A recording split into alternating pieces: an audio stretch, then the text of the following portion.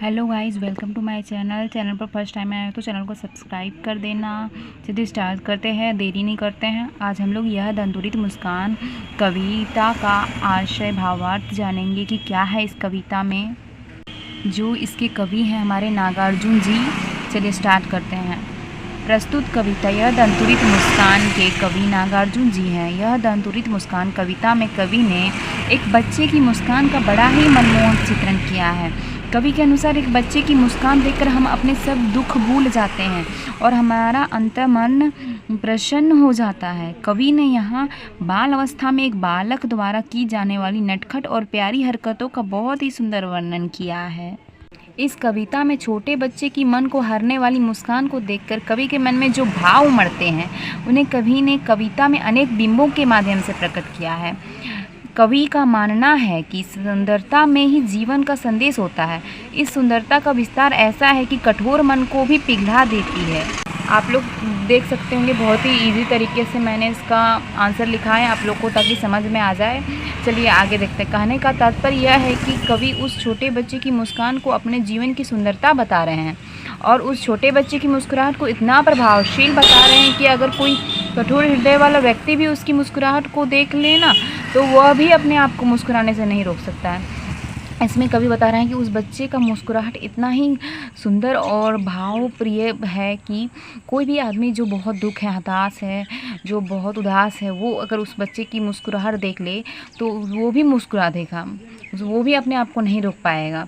उसके आगे चलते हैं। कवि बताते हैं कि इस छोटे छोटे नए दांतों वाली मुस्कुराहट की मोहकता तब और बढ़ जाती है जब उसके साथ नज़रों का तिरछापन जुड़ जाता है। मतलब यहाँ बोल रहे हैं कि और उसका जब दांतों वाली मुस्कुराहट जब हंसते हैं बालक, तो उसकी मतलब मोहकता और सुंदर लगने लगता है जब वो नज़र से देखते हैं और छुपते हैं फिर देखते हैं, ऐसा कह रहे हैं यहाँ पे। उसके बाद देखते हैं। कहने का तात्पर्य यह है कि जब कोई बालक, देखिए यहाँ लिखा हुआ है, जब कोई बालक किसी व्यक्ति को नहीं पहचानता तो उसे सीधी नज़रों से नहीं देखता, लेकिन एक बार पहचान लेने के बाद तो वह उसे टकटकी लगा कर देखता रहता है। होता है ना हमारे साथ कि जैसे हम कोई बालक को नहीं जानते हैं तो देखते हैं, फिर वो बहुत देर तक हमें घूरते रहता है। जब वो देखने लगता है कि जब वो हमसे पहचान लेने लगेगा तो हमें बहुत देर देखने लगेगा। इसके आगे चलते हैं। और फिर कवि कहते हैं कि अगर तुम्हारी माँ माध्यम ना होती तो मैं तुम्हें देख नहीं पाता, ना ही तुम्हारी यह दंतुरित मनमोहक व सुंदर मुस्कान देख पाता। उसके आगे कवि कहते हैं कि तुम तो अपनी मनमोहक छवि के कारण धन्य हो, साथ ही साथ तुम्हारी माँ भी धन्य है जिसने तुम्हें जन्म दिया। कवि को उस नन्हे बच्चे को देखकर ऐसा लग रहा है जैसे कमल का फूल किसी तालाब में खिलने के बजाय उसके घर में आंगन में ही खिल गया हो। समझ रहे हो ना, कमल तो हमारे तालाब में खिलता है, लेकिन ये कह रहे हैं कि हमारे घर में ही खिल गया है। उस तरह उस बच्चे की मुस्कान है। इसके बाद खिलाया हो। और कवि को ऐसा प्रतीत होता है कि उसको छू लेने से भर से ही बांस या बबूल के पेड़ से शेफालिका के फूल गिरने लगेंगे। उसको छूने से ही मान के चलो बांस या बबूल के पेड़ से फूल गिरने लगेंगे। इनकी मुस्कान इतनी आकर्षित है क्योंकि कवि अपने नवजात बच्चे से पहली बार मिल रहे हैं। देखिए यहाँ पे ना, वो कवि है जो बोल रहा है, वो कवि का ही बच्चा है, लेकिन वो कवि बहुत अब दिन बाद मिल रहे हैं क्योंकि वो बाहर चल जाते थे, तो वो बच्चा अपने पापा को नहीं पहचान पा रहा है।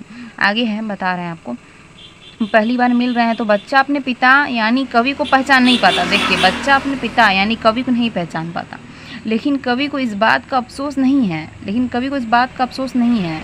वह उसकी माँ अर्थात अपनी पत्नी और उसे बच्चे को धन्यवाद देते हुए कहता है कि अगर तुम्हारी माँ ना होती तो तुम इस धरती पर कैसे आते और मैं तुमसे कैसे मिल पाता।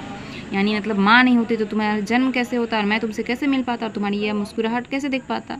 वही कहा है, और मैं तुमसे कैसे मिल पाता, यानी तुम्हारी माँ ही तुम्हें इस धरती पर लाई और तुम्हारा मुझसे मिलन करवाया, जिसके लिए मैं तुम दोनों को धन्यवाद देता हूँ।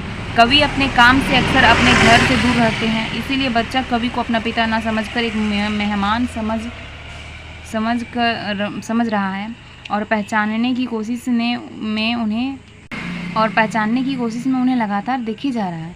लेकिन कवि उसके मुंह में आए नए नए दांतों के बीच मिली मुस्कान को देखकर अपने आप को सम्मोहित सा महसूस कर रहा है।